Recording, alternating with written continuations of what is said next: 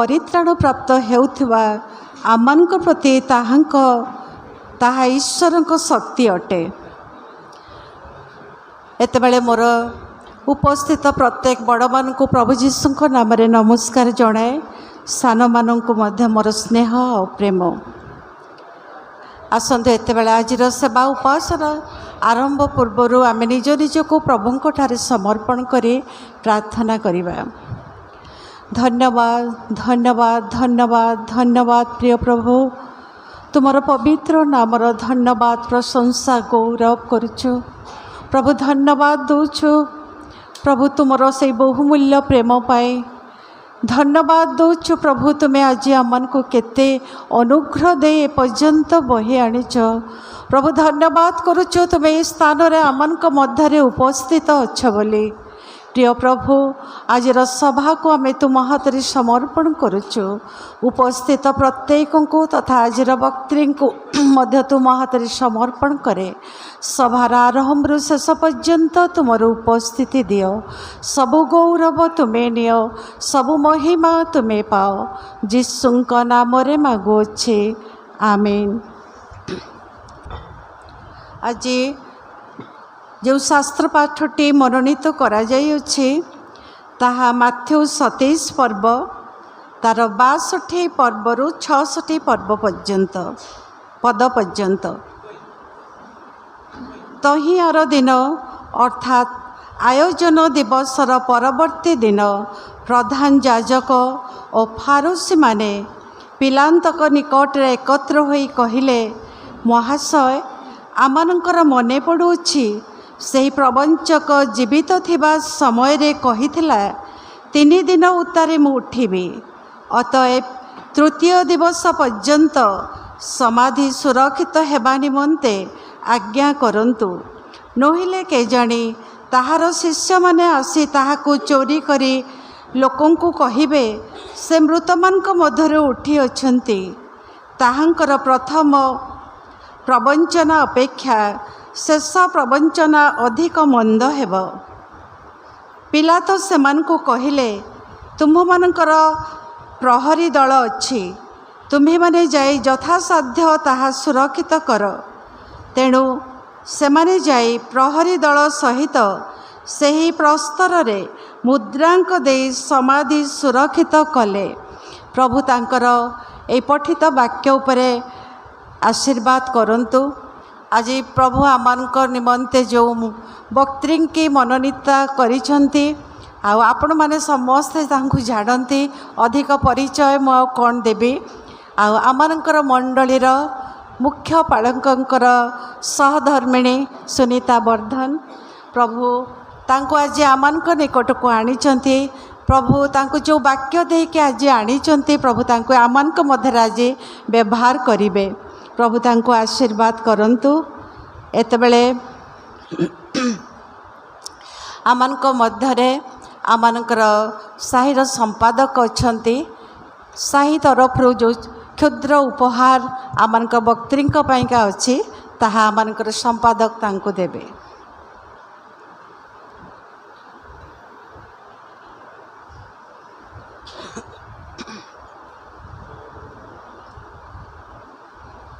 धन्यवाद। एतेबेले आमने जानिछु आमानकर साहिर वयोज्येष्ठा माँ श्रीमती सुशीला महांती प्रभुंकर से स्वर्गीय आह्वान प्राप्त होइछंती आज सकाळे। आज आमने आमर प्रिय माँ को पाई से मध्य आमर महिला समितिर जन उपदेष्टा माँ थिले। अति उत्तम माँ तांकर परिवार को से अति सुंदर भावरे गढ़ी थिले।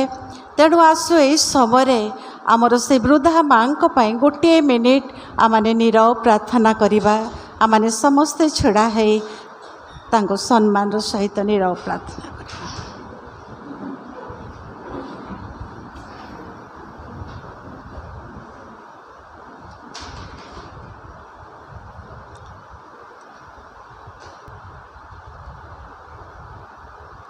धन्यवाद दिए आमाने समस्ते बसिबा।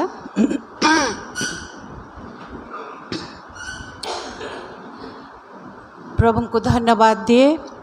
आज आमनक मध्य आमनकर भौणी सुमिता वर्धन अच्छे प्रभु तांको आज आम निमंते जो वाक्य दे स्थान को आनी भौणी आज से प्रभुंकर वाक्य आम निकट परिवेशन करेंगे। भौणी सुमिता वर्धन।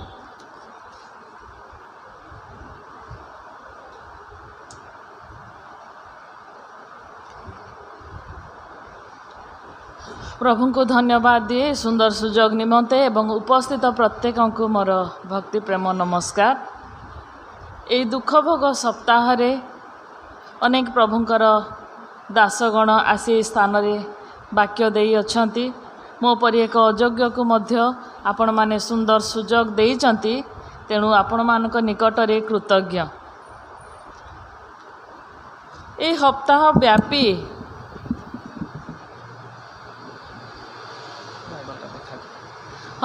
व्यापी आमाने चिंता आलोचना करूअछु जे प्रभु जीशुंकर दुख भोग सप्ताह को आमाने अति आग्रहर सहित बा तांकर कष्ट को मध्य आमाने स्मरण करूअछु। सप्ताह व्यापी प्रभु जीशु केउ केउ परिस्थिति एवं कि प्रकार भावरे सप्ताहटी से जापन कले ताहा आमाने तारी मध्य दे जाउअछु। रविवार दिन ताहा थिला ट्रायम्फल एंट्री विजय यात्रार दिन ठारू आरंभ करी आज पर्यंत शनिवार दिन पर्यंत अनेक वाक्य एवं अनेक आलोचना मध्यरे आमाने गति करिछु। रविवार दिन प्रिय प्रभु जीशु से विजय यात्रा करिथिले।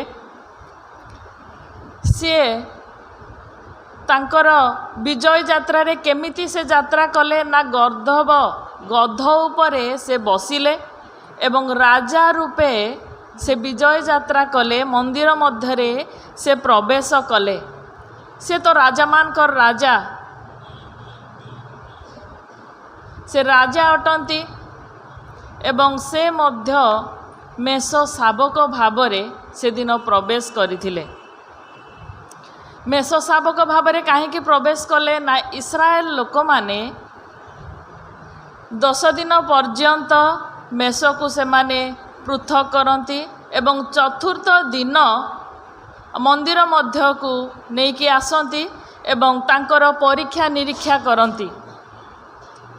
23 पर्व माथ्यू 23 रे मध्य आपण माने देखिबा को पारिबे जे प्रभु जीशुंकर कि भली भाबरे तांकर परीक्षा करा जायथिला। माथ्यू 23 पर्व दया करी मो सहित खोलंतु।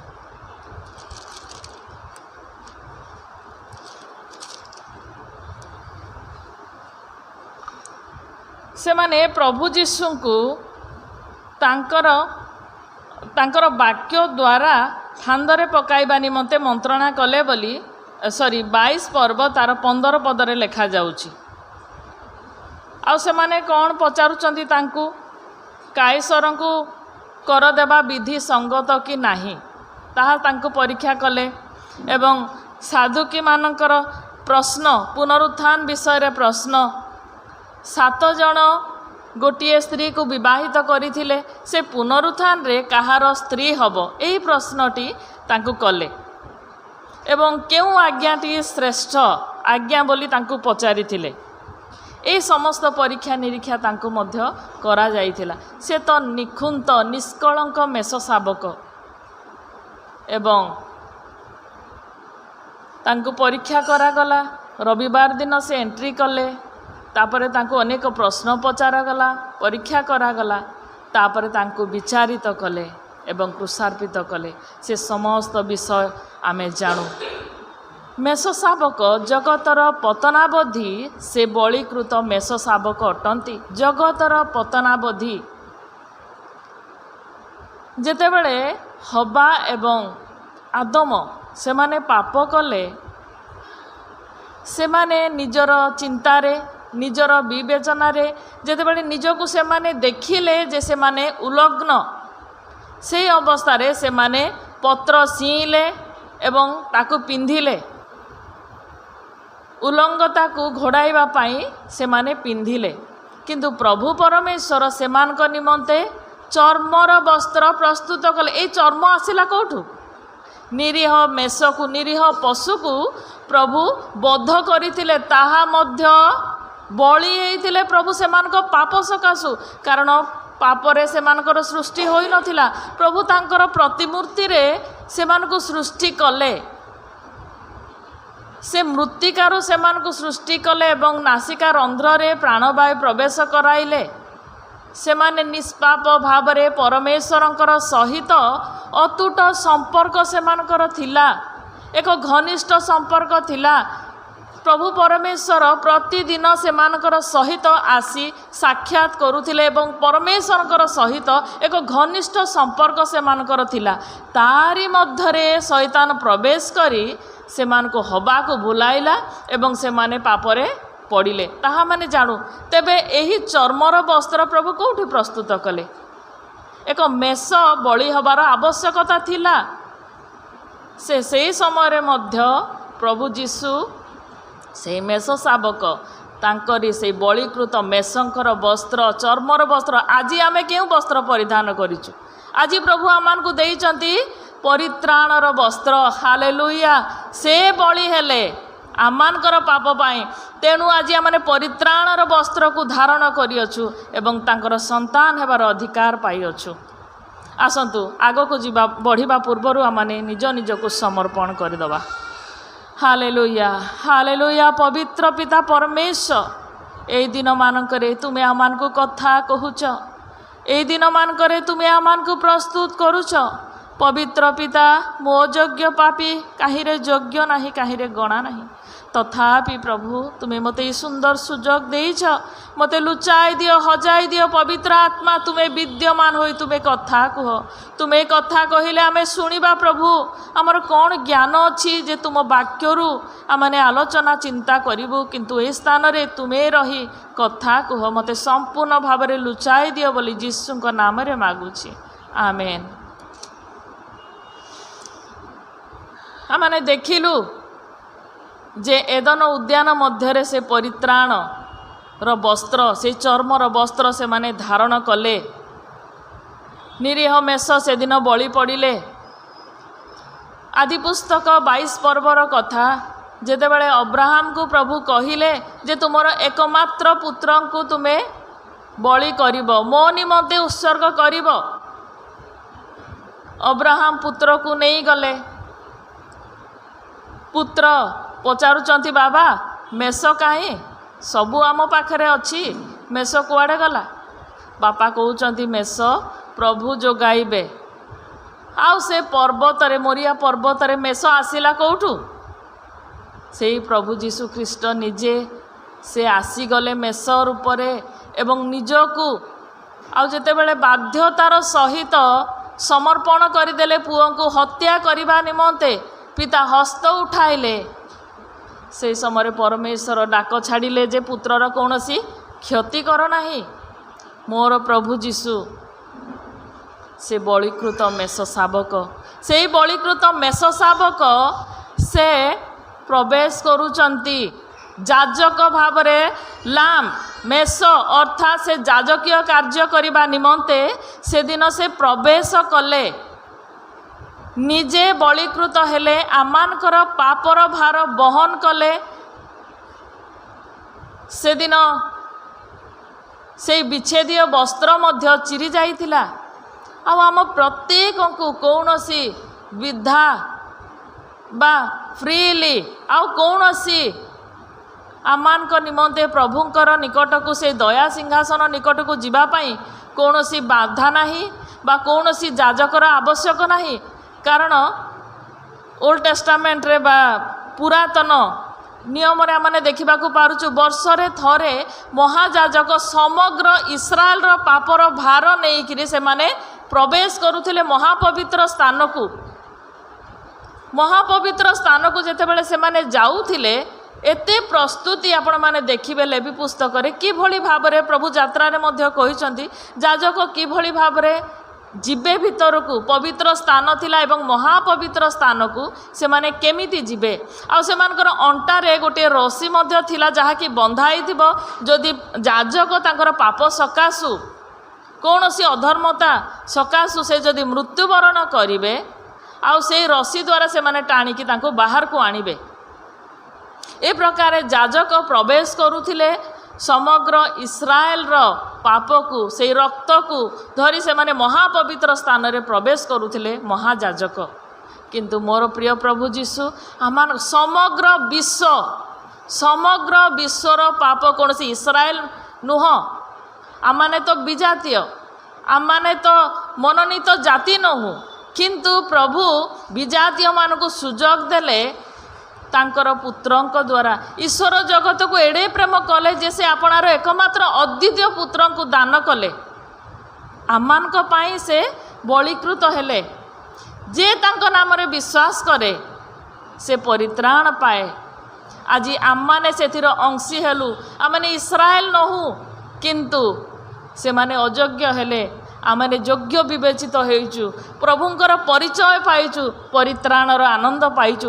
ସେଥିପାଇଁ ମୋର ପ୍ରିୟ ପ୍ରଭୁ ଯୀଶୁ ମୃତ୍ୟୁବରଣ କଲେ, ତାଙ୍କୁ ନିନ୍ଦା କଲେ, ତାଙ୍କୁ ଅପମାନ କଲେ, ତାଙ୍କୁ କରଡ଼ା ପ୍ରହାର କଲେ। ତାଙ୍କ ପ୍ରହାରରେ ଆମମାନେ ଆଜି ସୁସ୍ଥତା ପାଇଛୁ। ଆମମାନଙ୍କର ଅଯୋଗ୍ୟତା, ଆମମାନଙ୍କର ଦୁର୍ବଳତା ସେଇ ଜିସାୟ ତାର 53 ପୂର୍ବରେ ଯଦି ଦେଖିବେ, ଆମମାନଙ୍କର କ'ଣ ସବୁ ତାଙ୍କ ଉପରେ ଥୁଆଗଲା। ମାତ୍ର ସେ ଆମମାନଙ୍କ ଅଧର୍ମ ନିମନ୍ତେ କ୍ଷତ ବିକ୍ଷତ ହେଲେ, ଆମମାନଙ୍କର ଅପରାଧ ନିମନ୍ତେ ସେ ଚୂର୍ଣ୍ଣ ହେଲେ। ଆମମାନଙ୍କର ଶାନ୍ତିଜନକ ଶାସ୍ତି ତାହାଙ୍କ ଉପରେ ବର୍ତ୍ତିଲା ଓ ତାହାଙ୍କ ପ୍ରହାରରେ ଆମମାନେ ସୁସ୍ଥ ହେଲୁ।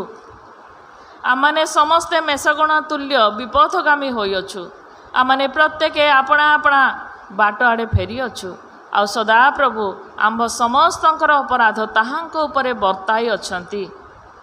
ସେ ଉପଦ୍ରବ ପ୍ରାପ୍ତ ହେଲେ, ତଥାପି ସେ ଆପଣାକୁ ନମ୍ର କରି ଆପଣା ମୁଖ ଫିଟାଇଲେ ନାହିଁ।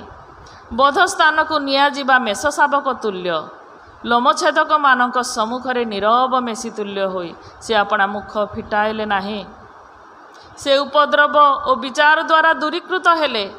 ଆଉ ସେ ଯେ ଜୀବିତ ଲୋକମାନଙ୍କ ଦେଶରୁ ଉଚ୍ଛିନ୍ନ ହେଲେ, ଏହା ତାହାଙ୍କ ସମୟର ଲୋକମାନଙ୍କ ମଧ୍ୟରେ କିଏ ବିବେଚନା କଲା? ଆମ୍ଭ ଲୋକମାନଙ୍କର ଅପରାଧ ନିମନ୍ତେ ସେ ପ୍ରହାରିତ ହେଲେ, ଆମମାନଙ୍କର ଅପରାଧ ନିମନ୍ତେ ସେ ପ୍ରହାରିତ ହେଲେ, ସେ ଚୂର୍ଣ୍ଣ ହେଲେ, ସେ କ୍ଷତ ବିକ୍ଷତ ହେଲେ। ସେଥିସକାଶୁ ଆଜି ଆମମାନେ ତାଙ୍କର ସନ୍ତାନ ହୋଇଛୁ। ତେବେ ସେ ମେଷ ଶାବକ ହୋଇ ଆମମାନଙ୍କର ପାପର ଭାର ବହନ କଲେ ଏବଂ ପିତା ପରମେଶ୍ୱରଙ୍କର ନିକଟକୁ ସେ ନିଜର ରକ୍ତ ନେଇକରି ସେ ଯାଉଛନ୍ତି। କାହିଁକି? ଆଉ କୌଣସି ଯାଜକର ଆବଶ୍ୟକ ନାହିଁ। ସେ ମହାଯାଜକ ପିତାଙ୍କର ଦକ୍ଷିଣ ପାର୍ଶ୍ୱରେ ଉପବେଶନ କରିଅଛନ୍ତି। ଜିଖରିଆ ତାର 9:9ରେ ଆମେ ଦେଖୁ, ଦେଖ ତୁମ୍ଭର ରାଜା ତୁମ୍ଭ ନିକଟକୁ ଆସୁଅଛନ୍ତି। ଆଉ ସେ କି ପ୍ରକାର ରାଜା ଅଟନ୍ତି? ସେ ରାଜା ଏ ପ୍ରକାର ଜଣେ ରାଜା ଯିଏକି ଧର୍ମମୟ, ପରିତ୍ରାଣ ବିଶିଷ୍ଟ ଏବଂ ନମ୍ରଶୀଳ ରାଜା ଅଟନ୍ତି। ଏ ପ୍ରକାର ରାଜା ସେ ଆମମାନଙ୍କର ସେଦିନ ସେ ଏଣ୍ଟ୍ରି କରିଥିଲେ। ଏବଂ ଏହି ସ୍ଥାନରେ ଯାହା ଆମମାନଙ୍କ ନିମନ୍ତେ ପଠନ କରାଗଲା, ସେଥିରେ ଆମମାନେ ଦେଖୁଛୁ ଯେ କି ପ୍ରକାର ଭାବରେ ପ୍ରଭୁ ଯୀଶୁଙ୍କର ବିଚାର ଅର୍ଥାତ୍ ତାଙ୍କର ତ ବିଚାର ହେଲା, ତାଙ୍କର ସମାଧି ହେଲା। କେଉଁ ସ୍ଥାନରେ ରଖାଗଲା ତାହା ମଧ୍ୟ ଆମେ ଜାଣୁ, କିନ୍ତୁ ଏଠାରେ ଆମେ ଦେଖିବାକୁ ପାରୁଛୁ ଯେ ସମାଧି ସ୍ଥାନର ସମାଧି ସୁରକ୍ଷା ନିମନ୍ତେ ସେମାନେ କ'ଣ କରୁଛନ୍ତି ନା, ସେମାନେ ଏତେ ବିଚଳିତ, ଏତେ ବ୍ୟସ୍ତ କାହିଁକି? ତମେ ତ ତାକୁ କ୍ରୁଶରେ ମାରିଲ, ତମ ସମ୍ମୁଖରେ ତ ସେ ମୃତ୍ୟୁବରଣ କଲେ, ତେବେ ଏତେ ବିଚଳିତର ଆତ୍ମା କାହିଁକି ସେମାନଙ୍କୁ ଆକ୍ରାନ୍ତ କରିଛି? ସେ ବିଚଳିତର ଆତ୍ମା ଆକ୍ରାନ୍ତ କରିଛି କାହିଁକି? ଶିଷ୍ୟମାନେ ଭୁଲି ଯାଇଛନ୍ତି ଯେ ପ୍ରଭୁ କହିଥିଲେ 3 ଦିନ ପରେ ମୁଁ ମୃତ୍ୟୁକୁ ଜୟ କରି ମୁଁ ଉଠିବି। ପ୍ରଭୁ ବାରମ୍ବାର, ଥରେ ନୁହେଁ, 2 ଥର ନୁହେଁ, ବାରମ୍ବାର ପ୍ରଭୁ ସେମାନଙ୍କୁ କହିଅଛନ୍ତି। ଜୁନୁସଙ୍କର କଥା କହିଛନ୍ତି, 3 ଦିନ ପରେ ମୁଁ ଉଠିବି, ଗାଲିଲିକୁ ଯିବି। ଏହି ସମସ୍ତ କଥା ସେମାନେ ଜାଣନ୍ତି, ତଥାପି ସେମାନେ ଭୁଲିଗଲେ କାହିଁକି? ସେମାନଙ୍କୁ ଏତେ ଭୟ ଥିଲା ସେମାନଙ୍କ ମଧ୍ୟରେ। ବା ପ୍ରିୟ ପ୍ରଭୁ ଯୀଶୁଙ୍କୁ ମଧ୍ୟ ସେମାନେ ଅସ୍ୱୀକାର କଲେ, ପିତର ଅସ୍ୱୀକାର କରିଦେଲେ। ଇସ୍କାରିୟତ ଯିହୁଦା ତାଙ୍କୁ ଶତ୍ରୁ ହସ୍ତରେ ସମର୍ପଣ କଲେ ଏବଂ ସମସ୍ତେ ଭୟଭୀତ ଅବସ୍ଥାରେ ଅଛନ୍ତି। କ'ଣ ମନେ ପଡ଼ିଲାନି ସେମାନଙ୍କୁ ଯେ ପ୍ରଭୁ ଯୀଶୁ କହିଥିବା କଥା? ମଗ୍ଦଲନୀ ମରିୟମ ଏତେ ପ୍ରେମ କରୁଥିଲେ ପ୍ରଭୁଙ୍କୁ। ମାର୍ଥା ଲାଜରଙ୍କୁ ଯଦି ପ୍ରଭୁ ଉଠେଇ ପାରିଲେ କ'ଣ ପ୍ରଭୁ ଉଠି ପାରିବେନି? ଏ କଥା ସେମାନଙ୍କର ମନେ ନଥିଲା, ସେମାନଙ୍କର ସ୍ମରଣରେ ନଥିଲା। ତେଣୁକରି ସେମାନେ ଦୁଃଖରେ ଅଛନ୍ତି, ଦୁଃଖରେ ସେମାନେ ମର୍ମାହତ, ସେମାନେ ଭାଙ୍ଗି ପଡ଼ିଛନ୍ତି। ସେମାନେ ଆଉ କୌଣସି ବିଷୟ ସ୍ମରଣରେ ଆଣିବା ବା ଚିନ୍ତା କରିବା ସେମାନଙ୍କ ପକ୍ଷରେ ଅସମ୍ଭବ ଥିଲା। କିନ୍ତୁ କେଉଁମାନେ ତାକୁ ସ୍ମରଣ ରଖିଛନ୍ତି? ହାଲେଲୁୟା। ଅନେକ ବାକ୍ୟ ଆମେ ପ୍ରଭୁଙ୍କର ସନ୍ତାନ ହେଲେ ମଧ୍ୟ ଅନେକ ତାଙ୍କର ପ୍ରତିଜ୍ଞା ବାକ୍ୟ ଆମେ ଭୁଲି ଯାଇଛୁ। ତାଙ୍କର ଶିଷ୍ୟମାନେ ସେଦିନ ସେମାନେ ଭୁଲି ଯାଇଥିଲେ। ସେମାନଙ୍କର ସ୍ମରଣରେ ଆସିଲା ନାହିଁ ଯେ ହଁ ପ୍ରଭୁ ମୃତ୍ୟୁବରଣ କଲେ, ପ୍ରଭୁ ଉଠିବେ, ଆମେ ତାଙ୍କର ଅପେକ୍ଷା କରିବା। ନା, ସେମାନେ ଭୁଲି ଯାଇଛନ୍ତି। କିନ୍ତୁ 62 ପଦରେ ଆମେ ଦେଖିବା, ମାଥ୍ୟୁ 27:62ରେ, ତହିଁ ଆର ଦିନ ଅର୍ଥାତ୍ ଆୟୋଜନ ଦିବସର ପରବର୍ତ୍ତୀ ଦିନ ପ୍ରଧାନ ଯାଜକ ଓ ଫାରୁସୀମାନେ ପିଲାତଙ୍କ ନିକଟରେ ଏକତ୍ର ହୋଇ କହିଲେ, ଏହି ପ୍ରଧାନ ଯାଜକ ଏବଂ ଫାରୁସୀମାନେ କେତେ ସବୁ ସେମାନେ ନିଷ୍ଠା ଭାବରେ କାର୍ଯ୍ୟ କରୁଥିବା ଲୋକମାନେ, ଫାରୁସୀମାନେ ଉପବାସ କରୁଥିଲେ, ଦାନ ଦେଉଥିଲେ, ଶିକ୍ଷା ଦେଉଥିଲେ। ଏ ପ୍ରକାର ଲୋକମାନେ ସେମାନେ ସ୍ମରଣରେ ରଖିଛନ୍ତି। ସେମାନେ ତ ପ୍ରଭୁଙ୍କୁ ଦେଖିକି କ'ଣ ବୁଝିପାରିନଥିଲେ? ସେମାନେ ବୁଝୁଥିଲେ, ସେମାନେ ଜାଣୁଥିଲେ। ଆମମାନେ ଯେଉଁ ଶିକ୍ଷା ଦେଉଛୁ ସେମାନେ ତାଙ୍କୁ ଭୟ କରୁଥିଲେ। ଏ ଲୋକଟି ବହୁ ଶିକ୍ଷା ଦେଉଛି ଆଉ ସୁସ୍ଥତା କରୁଛି, ସେଥିପାଇଁ ସେମାନେ ଭୟଭୀତ ଥିଲେ। କାରଣ ସେମାନେ କେଉଁ ପ୍ରକାର ଭାବରେ ଗୁରୁଭାର ଅନ୍ୟମାନଙ୍କ ଉପରେ ଲଦି ଦେଉଥିଲେ, ନିଜେ ପାଳନ କରୁନଥିଲେ। ତାହା ପ୍ରଭୁ ଯୀଶୁ କହୁଥିଲେ, ସେମାନଙ୍କୁ ବାଧୁଥିଲା। ତେଣୁକରି ସେମାନେ ପ୍ରଭୁ ଯୀଶୁଙ୍କୁ ହତ୍ୟା କରିବା ପାଇଁ, ମାରିବା ପାଇଁ ଚେଷ୍ଟା କଲେ। ଆଉ ପ୍ରଭୁ ଯୀଶୁ ବଞ୍ଚିବା ପାଇଁ ତ ସେ ଆସିନଥିଲେ, ଆମମାନଙ୍କ ନିମନ୍ତେ ଜୀବନ ଦାନ କରିବା ପାଇଁ ସେ ଆସିଥିଲେ। ତେବେ ଏମାନେ ସେ ଆୟୋଜନ ଦିବସର ପରବର୍ତ୍ତୀ ଦିନ, ଆୟୋଜନ ଦିବସ ସେଦିନ ସେମାନଙ୍କର କ'ଣ କରିବାର ରୀତିନୀତି ଥିଲା? ସେମାନେ ପ୍ରସ୍ତୁତ ହେବାର ରୀତିନୀତି ଥିଲା। ସେମାନେ ନିଜକୁ ପ୍ରସ୍ତୁତ କରିବେ, କିନ୍ତୁ ସେମାନେ ନିଜକୁ ପ୍ରସ୍ତୁତ କରୁନାହାନ୍ତି। ସେମାନେ ଭୟଭୀତ, ସେମାନେ ଚିନ୍ତା କରୁଛନ୍ତି ଯେ ସେ ପ୍ରବଞ୍ଚକ ବୋଲି ପ୍ରିୟ ପ୍ରଭୁ ଯୀଶୁଙ୍କୁ ସେମାନେ କହୁଛନ୍ତି। ହାୟ ସେ ଫାରୁସୀମାନେ, ହାୟ ସେ ଯାଜକମାନେ ଏତେ ଧର୍ମକର୍ମ କରୁଥିଲେ, କିନ୍ତୁ ପ୍ରିୟ ପ୍ରଭୁ ଯୀଶୁଙ୍କୁ ସେମାନେ ଚିହ୍ନି ପାରିଲେ ନାହିଁ। ତାହାରି ମଧ୍ୟରୁ ନିକୋଦେମ ଚିହ୍ନି ପାରିଲେ, ହାରାମାଥିଆ ଯୋସେଫ ଚିହ୍ନି ପାରିଲେ। ତେବେ ଏମାନଙ୍କର ଚକ୍ଷୁ ଅନ୍ଧ ହୋଇଯାଇଥିଲା କେମିତି? ପ୍ରଭୁ ଆଜି ମଧ୍ୟ ଆମମାନଙ୍କୁ କଥା କହନ୍ତି। ଆମମାନଙ୍କ ମଧ୍ୟରୁ ମଧ୍ୟ ଆମେ ଅନେକ ବାକ୍ୟ ଶୁଣୁଛୁ, ପ୍ରାର୍ଥନା କରୁଛୁ, ଖ୍ରୀଷ୍ଟିଆନ ଭାବରେ ପୁରାତନ ମଣ୍ଡଳୀରେ ଆମେ ଅଛୁ, 200ର ଉର୍ଦ୍ଧ୍ୱ ବର୍ଷର ମଣ୍ଡଳୀ। ତେବେ ଆମମାନେ କ'ଣ ସେଇ ପ୍ରିୟ ପ୍ରଭୁ ଯୀଶୁଙ୍କୁ ଚିହ୍ନି ପାରୁଛୁ କି? ନା ଆମମାନଙ୍କର ଧର୍ମକର୍ମ ରୀତିନୀତିରେ ଆମେ ଭାସି ଯାଇଛୁ, ଚାଲି ଯାଉଛୁ? ପ୍ରଭୁ ଆମମାନଙ୍କର ଚକ୍ଷୁ ଖୋଲି ଦିଅନ୍ତୁ। 2 ଶିଷ୍ୟ ମଧ୍ୟ ସେମାନେ ଯାଉଥିଲେ, କିନ୍ତୁ ଚିହ୍ନି ପାରିନଥିଲେ ପ୍ରିୟ ପ୍ରଭୁଙ୍କର ଲୋକମାନେ। ସେମାନେ ଜାଣିଛନ୍ତି ଏକ୍ଜାକ୍ଟଲି ତୃତୀୟ ଦିବସ ପର୍ଯ୍ୟନ୍ତ ସମାଧି ସୁରକ୍ଷିତ କରାଯାଉ। ପିଲାତ କହିଲେ ଠିକ୍ ଅଛି। ସେମାନେ ପିଲାତଙ୍କୁ ବି ଭୟ କଲେ। କାହିଁକି? ପିଲାତ ତାଙ୍କଠାରେ କୌଣସି ଦୋଷ ଧରିପାରିଲେ ନାହିଁ। ତେଣୁକରି ପିଲାତଙ୍କୁ ସେମାନେ ଭୟ କଲେ ଯେ କାଳେ ପିଲାତ ଆମମାନଙ୍କୁ ନିନ୍ଦା କରିବେ। ତେଣୁକରି ପିଲାତଙ୍କ ନିକଟରୁ ଆଗରେ ସେମାନେ ଉପସ୍ଥିତ ହୋଇ ତାଙ୍କୁ କହୁଛନ୍ତି ଯେ ସେ ପ୍ରବଞ୍ଚକ କହିଥିଲା ଯେ ମୁଁ 3 ଦିନ ପରେ ଉଠିବି। ତେବେ ତାଙ୍କର ଶିଷ୍ୟମାନେ ତାଙ୍କୁ ଚୋରି କରି ନେଇଯିବେ ଏବଂ ସେ ଉଠିଲେ ବୋଲି କହିଦେବେ। ତେଣୁକରି ସମାଧିକୁ ଯଥାସାଧ୍ୟ ସୁରକ୍ଷା ଦିଆଯାଉ। ପିଲାତ କ'ଣ କହିଲେ? ତୁମାନଙ୍କ ପାଖରେ ପ୍ରହରୀ ଦଳ ଅଛି, ତୁମାନେ ତାହା କର। ସେମାନେ ମୁଦ୍ରାଙ୍କିତ କଲେ। ତାର 28 ମାଥ୍ୟୁ 28 ପର୍ବ 11 ପଦ ଠାରୁ ଯଦି ଦେଖିବେ, ସେଇ ପ୍ରହରୀ ଦଳ ମଧ୍ୟରୁ କେତେଜଣ ନଗରକୁ ଯାଇ ସେହି ସମସ୍ତ ଘଟଣାର ବିବରଣ ପ୍ରଧାନ ଯାଜକମାନଙ୍କୁ ଜଣାଇଲେ। କାରଣ ସେମାନେ ସିଓର ହେଇଥିଲେ ଯେ ପ୍ରଭୁ ଯୀଶୁ ଉତ୍ଥିତ ପୁନରୁତ୍ଥିତ ହୋଇଛନ୍ତି। ସେମାନେ ସିଓର ଥିଲେ, ସେମାନେ ଜାଣିପାରିଲେ ଯେ କୌଣସି କବର ତାଙ୍କୁ ରଖିପାରିବ ନାହିଁ। କୌଣସି ସେଇ ବଡ଼ ପଥର କବର ସମ୍ମୁଖରେ ଗଡ଼େଇ ଦିଆଯାଇଥିଲା, ମୁଦ୍ରାଙ୍କିତ କରିଥିଲେ, କିନ୍ତୁ ପ୍ରଭୁଙ୍କୁ ରଖିପାରିବ ନାହିଁ। ସେଇ ପ୍ରହରୀ ଦଳ ଯାଜକମାନଙ୍କ ନିକଟକୁ ଗଲେ ଏବଂ ଜଣାଇଲେ ଯେ ସେ ପୁନରୁତ୍ଥିତ ହୋଇଛନ୍ତି। ସେମାନେ ପ୍ରାଚୀନ ବର୍ଗ ସହିତ ଏକତ୍ର ହୋଇ ପୁନର୍ବାର ମନ୍ତ୍ରଣା କଲେ। କ'ଣ ମନ୍ତ୍ରଣା କଲେ ନା ସେମାନଙ୍କୁ ଟଙ୍କା ଯାଚିଲେ ଏବଂ ତାଙ୍କର ଶିଷ୍ୟମାନେ ତାଙ୍କୁ ଚୋରି କରି ନେଇ ଯାଇଛନ୍ତି। ଅନେକ ବିଷୟ ସେମାନଙ୍କୁ ବୁଝାଇ ଦେଲେ, ଯଦ୍ୱାରା ଆଉ ପିଲାତଙ୍କ ଆଗରେ ସେମାନେ ଏମାନେ ଯାହା ଶିକ୍ଷା ଦେଇଥିଲେ ସେମାନେ ସେହି ପ୍ରକାର ଭାବରେ କଥା କହିଥିଲେ। ଏତେ ସବୁ ଷଡ଼ଯନ୍ତ୍ର ଏମାନଙ୍କର ଅଛି। କାହିଁକି କ୍ରୁଶାର୍ପିତ କଲେ? ପ୍ରଭୁ ଯୀଶୁ ମୃତ୍ୟୁବରଣ କଲେ। ସେ ମୃତ୍ୟୁବରଣ କରିବାର ପ୍ରମାଣ ମଧ୍ୟ ସେମାନଙ୍କ ପାଖରେ ଥିଲା। ତଥାପି ସେମାନେ ଜାଣନ୍ତି ଯେ ସେ ପ୍ରଭୁ ବୋଲି, ତଥାପି ତାଙ୍କୁ ହତ୍ୟା କରିବା ପାଇଁ, ତାଙ୍କୁ ମାରିବା ପାଇଁ, ନିଜର ସ୍ୱାର୍ଥ ପାଇଁ ସେମାନେ ଚେଷ୍ଟା କଲେ। ତେବେ ମୋର ପ୍ରିୟ ପ୍ରଭୁଙ୍କର ଲୋକମାନେ, ଆହୁରି ଗୋଟେ ବିଷୟ ମାନେ ଚିନ୍ତା କରିବା ଯେ ପ୍ରଭୁ ଯୀଶୁ ଏହି 3 ଦିନ ସେ ତ ସମାଧିରେ ଥିଲେ, ସତ କଥା। ଏଠି ଦେଖିଲା ବେଳେ ପ୍ରାଚୀନମାନେ, ଫାରୁସୀମାନେ, ଯାଜକମାନେ ଚିନ୍ତାରେ ପଡ଼ିଛନ୍ତି ଯେ ସେ ସମାଧିରେ ଅଛନ୍ତି, କାଳେ ଉଠିଯିବେ ବୋଲି ଏମାନେ ଚିନ୍ତାରେ ଅଛନ୍ତି। ଆଉ କେମିତି ଆଉ ସେଇ ବିଷୟଟିକୁ ସେମାନେ ଦୃଢ଼ କରିବେ ବୋଲି ସଂକଳ୍ପବଦ୍ଧ। କିନ୍ତୁ ତାଙ୍କର ଶରୀର ସମାଧି ମଧ୍ୟରେ ଥିଲା, କିନ୍ତୁ ସେ ଆତ୍ମାରେ କେଉଁଠି ଥିଲେ? 3 ଦିନ ସେ କେଉଁଠି ଥିଲେ? ସମାଧି କ'ଣ ତାଙ୍କୁ ବାନ୍ଧି ରଖିପାରିବ?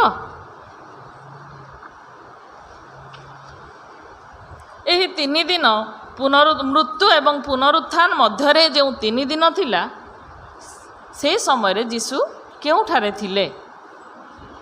ଦୟାକରି ମୋ ସହିତ ଖୋଲନ୍ତୁ ପ୍ରଥମ ପିତର 3 ପର୍ବ 18-20।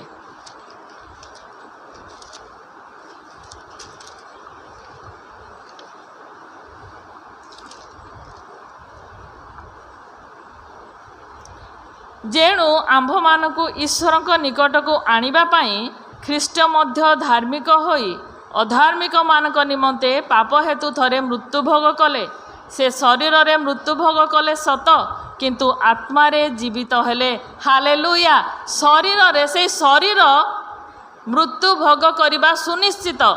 ଶରୀରରେ ସେ ମୃତ୍ୟୁଭୋଗ କଲେ ସତ, କିନ୍ତୁ ଆତ୍ମାରେ ସେ ଜୀବିତ ହେଲେ। 19 ପର୍ବ। ସେଥିରେ ମଧ୍ୟ ସେ ବନ୍ଦୀ ଆତ୍ମାମାନଙ୍କ ନିକଟକୁ ଯାଇ ପ୍ରଚାର କଲେ। ପୂର୍ବ କାଳରେ ନୋହଙ୍କ ସମୟରେ ଜାହାଜ ନିର୍ମିତ ହେଉଥିବା ବେଳେ, ଯେତେବେଳେ ଈଶ୍ୱର ଦୀର୍ଘ ସହିଷ୍ଣୁ ହୋଇ ଅପେକ୍ଷା କରୁଥିଲେ, ସେହି ସମୟରେ ସେମାନେ ଅବାଧ୍ୟ ହୋଇଥିଲେ। ସେହି ଜାହାଜରେ ପ୍ରବେଶ କରି ଅଳ୍ପ ଲୋକ ଅର୍ଥାତ୍ 8 ପ୍ରାଣୀ ଜଳ ମଧ୍ୟ ଦେଇ ରକ୍ଷା ପାଇଲେ। ପ୍ରଭୁ ଯୀଶୁ ସେହି ଦିନମାନଙ୍କରେ ତାଙ୍କୁ ସମାଧିରେ ରଖାଗଲା ଏବଂ ସେ ଆତ୍ମାରେ ଜୀବିତ ହେଲେ ଏବଂ ବନ୍ଦୀ ଆତ୍ମାମାନଙ୍କ ନିକଟକୁ ଯାଇ ସେ ପ୍ରଚାର କଲେ। ଯେଉଁ ଆତ୍ମା ବନ୍ଦୀ ହୋଇଥିଲେ, ଏହି ବନ୍ଦୀ ଆତ୍ମା କାହାକୁ ବୁଝାଏ? ବନ୍ଦୀ ଆତ୍ମାମାନଙ୍କ ନିକଟକୁ ସେ ମୁକ୍ତିର ବାର୍ତ୍ତା ପ୍ରଚାର କରିବାକୁ ଯାଇନଥିଲେ। ବନ୍ଦୀ ଆତ୍ମା ମାନେ କିଏ? ଏଠାରେ ଯେ ଲେଖାଯାଉଛି ଯେ ନୋହଙ୍କ ସମୟରେ ଜାହାଜ ନିର୍ମିତ ହେଉଥିବା ବେଳେ, ଯେତେବେଳେ ଈଶ୍ୱର ଦୀର୍ଘ ସହିଷ୍ଣୁ ହୋଇ ଅପେକ୍ଷା କରୁଥିଲେ। ନୋହଙ୍କ ସମୟରେ କି ପ୍ରକାର ଲୋକମାନେ ଥିଲେ? ନୋହଙ୍କ ସମୟରେ କି ପ୍ରକାର ଲୋକ ଥିଲେ? ନା ଯେଉଁ ଆତ୍ମା ମାନେ ଈଶ୍ୱରଙ୍କର ପୁତ୍ରମାନେ ମନୁଷ୍ୟର କନ୍ୟାମାନଙ୍କ ସହିତ ବିବାହ କରୁଥିଲେ। ଏତେ ଭୟଙ୍କର ପାପ ସେ ସମୟରେ ଥିଲା। ସେ ସମୟରେ ନୋହଙ୍କ ମାଧ୍ୟମରେ ଈଶ୍ୱରଙ୍କର ଆତ୍ମାଙ୍କ ଦ୍ୱାରା ବାକ୍ୟ ପ୍ରଚାରିତ ହୋଇଥିଲା। ସେ ସମୟରେ ଲୋକମାନେ ତାକୁ ଗ୍ରହଣ କରିନଥିଲେ। आउ से माने हुए तो से आत्मा बा पतित दूत मानकर आत्मा बंदी अवस्था अछंती से स्थान को प्रभु जाई प्रचार कले बा से राजा मानकर राजा होई जेते बेले ट्रायम्फल एंट्री रे जेरूशलेम मध्य रे प्रवेश कले से मेसो शावक भाव से ईश्वरंकर निकटवर्ती हेले बा बलिकृत हेले जाजक भाव आमान निमंते से ईश्वरंक निकट रे दक्षिण पार्श्व उपवेशन कले किंतु राजा भाव राजा सिंह भाव से गले बंदी आत्मा मानक निकट को एवं तांकर विजय को घोषणा करने पाए कौन सी परित्राण वार्ता नुहे कौन सी मुक्तिर वार्ता नुहे किंतु विजय घोषणा करने पाए से स्थान को गले कारण कहीं स्थानर कथा कह जाउची लूक तार 16 पर्व आमने देखू धनी एवं लाजार विषय रे हेडेस बोली गोटे स्थान व्यवधान मध्य थिला से स्थान आउ जो थिरे कि ईश्वर को विश्वास करुथिबा प्रभुंकर लोक माने अब्राहमकर कोल एवं सही नर्क जहाँकि अब्राहमर कोଳରେ किए थिले लाजार थिले एवं धनी से नर्क कलबल जंत्रणार स्थान रे धनी आउ से दिन धनी कौन कहले हे पिता अब्राहम लाजार को टिके अनुमति दियंतु लाजार को टिके पठांतु से मो जीभरे पानी दब नहीं कि से कथाटा आउ ए जो दृष्टांत गुड़ाक होची एर्थली स्टोरी एवं हेवेनली मीनिंग स्वर्गीय अर्थ किंतु प्रभु से दिन सत्यता प्रकाश करथिले दृष्टांत माध्यम रे से स्थान अछि से अब्राहम कर कोल को आउ से स्थान को से गले एवं तांकर संतान मान को अब्राहम रो कोल रे जेते अछंती से मान को नेई कि से दिन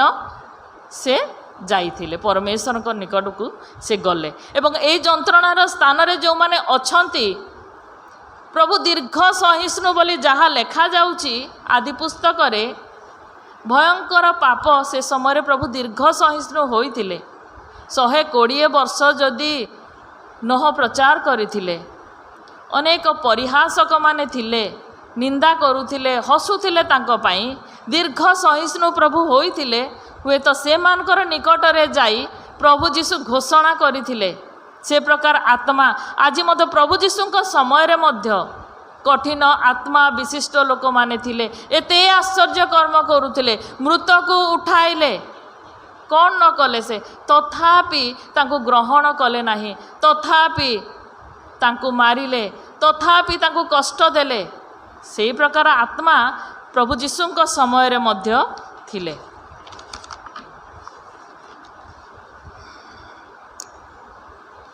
जदि आपण माने देखिबे एफिसियो तार 4 पर्व 8 रु 10 मध्य एफिसियो 4 पर्व सेठारे मध्य लेखा जाउची एथि निमंते उक्त अछि से ऊर्ध्वरे आरोहण करी बंदी मान को बंदी करी नहीं गले आ मनुष्य मान को नाना वरदान देले प्रभु जीशु प्रतिज्ञा कले मु गले से सत्यमय आत्मा आसीबे से प्रतिज्ञा कले मनुष्य मान को नाना वरदान देले तार तळकु जदि देखिबे काहा को प्रेरित काहा को भाववादी इत्यादि इत्यादि मनुष्य मान को अनेक वरदान देले एवं बंदी आत्मा मान को से कौन कले बंदी करी नहीं गले कौन से आत्मा प्रभु को विश्वास करुथिबा आत्मा बंदी हेकरे नथिले अर्थात से स्वर्ग स्थान रे नथिले बोली कहंती से सुरक्षित स्थान जंत्रणार स्थान सेटा नथिला अब्राहम कर कोल किंतु प्रिय प्रभु जीशु जेते बेले से मृत्यु वरण कले एवं से पाताल मध्य को गले से स्थान रु से आत्मा गुड़ी को से नहीं करी गले से लेखा जाउची से आरोहण कले बोली कहिबार अर्थ कौन ना से मध्य निचस्थ पृथ्वी को अवतरण करथिले जे अवतरण करथिले से जेपरी समस्त विषय पूर्ण करती एथिपाई से मध्य समस्त स्वर्गर ऊर्ध्व को आरोहण कले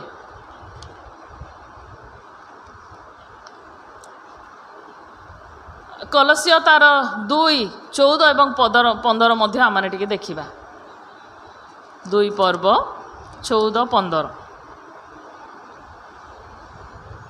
पुणी विधि विधान रे आमान को विरुद्ध रे जो अभियोग पत्र थिला ताहा से लोप करी क्रूसरे टंगाई दे आमान को पथरु दूर करी दे अछंती समस्त आधिपत्य और कर्तापणर अस्त्रशस्त्र छड़ाई प्रकाशरे सेमानक प्रदर्शन पूर्वक क्रूसरे विजय यात्रा करिअछंती। शैतानर जो आधिपत्य कर्तापण अस्त्रशस्त्र से दिन छड़ाई देथिले। किए छड़ाई थिले ना आदि पुस्तक 3:15 प्रभु जहाँ कहती नारीर वंश ये होचंती से नारीर वंश तार मस्तक को शैतान मस्तक को चूर्ण करिवे आउ से दिन क्रूस उपरे शैतान मस्तक को से चूर्ण कले एवं विजयर घोषणा से बंदी आत्मा मानक निकटरे से घोषित कराइले। तेणुकरी फिलिपियो तार 2:8-11 लेखा जाउछि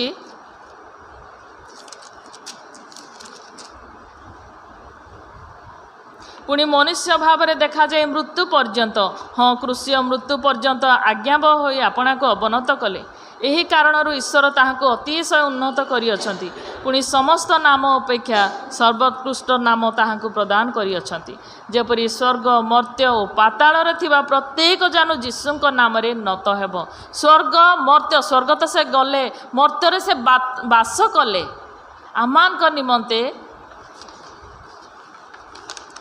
निमंते से कौन कले से परित्राणर साधन करने निमंते मर्त्य से बास कले एवं पाताल को मध्य गले से घोषणा कले। तेणुकरी स्वर्गरे मर्त्य पाताल थिबा समस्त जानू नतमस्तक हेबे जे से ख्रीष्ट हालेलुया। सेथिपाई आमानकर प्रिय प्रभु जीशु से पाताल को मध्य गले ताकर विजय घोषणा करबा पाए। तेणु प्रिय प्रभुंकर लोक माने आमानकर प्रिय प्रभु विजय अटंती। आज दिन अनेक षड़यंत्र चली किंतु प्रभु तांकर सेवा कार्य से पाताल को मध्य गले एवं तांकर सेवा कार्य से जारी रखी अछंती। तेणुकरी प्रभु आज आमान को आह्वान दियंती। से दिन मध्य से विरोधात्मक आत्मा नहंक समय रे ए प्रकार दुष्टतारे परिपूर्ण लोक माने थिले। नहंक माध्यम रे प्रभु प्रचार करथिले वाक्य देइथिले किंतु लोक मानिलेनी एवं से माने से जल प्लावन द्वारा नष्ट होइथिले।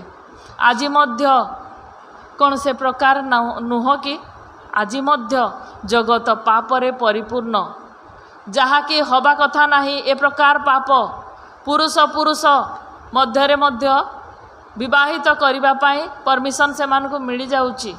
ए प्रकार भयंकर पाप से समय रे थिला। आज मध्य से पाप गुड़ा को प्रोत्साहन दिया जाउची। तेबे प्रभु आमान को आह्वान दियंती। अल्प काल जेते वर्ष प्रभु आमान को जीवित मानक मध्यरे नाम स्थान देइचंती। मोर प्रिय प्रभु जीशु यथा साध्य से सुनिद्रा जाऊ नथिले। रात्रि समय से प्रार्थना करुथिले दिन सारा कार्य करुथिले से थकु नथिले। मनुष्य भाव में से शरीर प्राप्त होइथिले ताको भोक थिला शोष थिला समस्त थिला तथापि से ईश्वरंकर इच्छा को साधन करने निमंते आमान निमंते से आसिले। तेबे समस्त प्रकार आलस्य प्रभु आमान ठारू दूर करतु। जेते दिन प्रभु आमान को बंचाई रखी अछंती आमाने जेपरि प्रभुंक निमंते किछि कार्य करिबा आउ अबाध्य जो माने प्रभु को चिन्हती नाही जानती नाही सेमानक निकटरे प्रभु आज आमान को एतिकी संवाद दियंती। से आउ 3 दिन मध्य समाधि रेस्ट पाइबा पाई रहिलेनी। से गले पाताल को तांकर विजय घोषणा करथिले। विजय प्रभु जीशुंकर संतान माने आज आमे मध्य से प्रभु जीशुंकर विजय घोषणा करिबा। प्रभुंकर काल सन्निकट हेलाणी आ से आसीबे तांकर लोक मान को से नहीं जिबे। से बंदी आत्मा माने बंदी हेइकरी थिबे से माने केबे दंड पाइबे ना आसुची विचारर दिन। से माने विचारर दिन रे से माने दंड पाइबे। से नरकर जंत्रणा मध्य को से माने जिबे। से कष्टर स्थान को से माने जिबे। किंतु प्रभु आमान को परित्राण देई अछंती। से परित्राणर घोषणा करिबा प्रभु जीशुंकर साक्ष्य बहन करी ए जगत रे जीवन यापन करिबा। प्रभु हम प्रत्येक को आशीर्वाद करंतु। आमेन। धन्यवाद।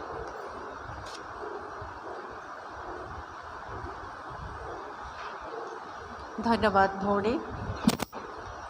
प्रभु शिखैदेवा प्रार्थना करिबा। हे आमानकर स्वर्गस्थ पिता तुम नाम पवित्र बोली मान्य हो। तुमर राज्य आसु जे रूपे स्वर्ग से रूपे पृथ्वी तुमरी इच्छा सफल हो। आज आम को प्रयोजन आहार दियो। आमने जेपरी निज निज अपराधी मान को क्षमा करूँ सेहीपरि आमनकर अपराध सब क्षमा कर। परीक्षा रे न आड़ मंदरु रक्षा कर। जेणु राज्य पराक्रम गौरव सदा सर्वदा तुमर हो। आमेन। बापधन भाई अच्छे आशीष प्रार्थना करेंगे।